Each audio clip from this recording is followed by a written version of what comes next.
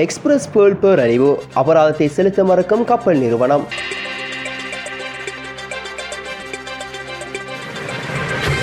சிங்கப்பூரை தலையிடமாக கொண்ட கப்பல் நிறுவனம் ஒன்று நாட்டின் மிக மோசமான சுற்றுச்சூழல் மாசுபாட்டிற்கு காரணமானதற்காக இலங்கை உயர்நீதிமன்றம் உத்தரவிட்ட $1 பில்லியன் இழப்பீட்டை செலுத்த மறுப்பதாக இன்று தெரிவித்துள்ளது. எக்ஸ்பிரஸ் பீட்டர்ஸ் தலைமை நிர்வாகி சாமுவேல் யோஸ்கோவிட்ஸ் ஒரு பிரத்யேக நேர்காணலில் பணம் செலுத்துவது உலகளாவிய கப்பல் போக்குவரத்தில் பரந்த அளவிலான தாக்கங்களை ஏற்படுத்தும் என்றும் ஆபத்தான முன்னுதாரணத்தை அமைக்கும் என்றும் நம்புவதாக கூறியுள்ளார். அத்துடன் கசிவுகளை அகற்றவும், கடல் அடிப்பகுதி மற்றும் கடற்கரைகளை சுத்தம் செய்யவும், பாதிக்கப்பட்ட மீனவர்களுக்கு இழப்பீடு வழங்கவும் 170 மில்லியனை செலவிட்டுள்ளதாக அவர் தெரிவித்துள்ளார். இந்த நிறுவனம் சிங்கப்பூரில் பதிவு செய்யப்பட்ட கொள்கலன் கப்பலான MV எக்ஸ்பிரஸ் பேர்லை இயக்கியது. ஜூன் 2021 கொழும்பு துறைமுகத்தில் ஏற்பட்ட தீ விபத்துக்கு பிறகு நைட்ரிக் அமில கசிவு 2 வாரங்கள் நீடித்தது.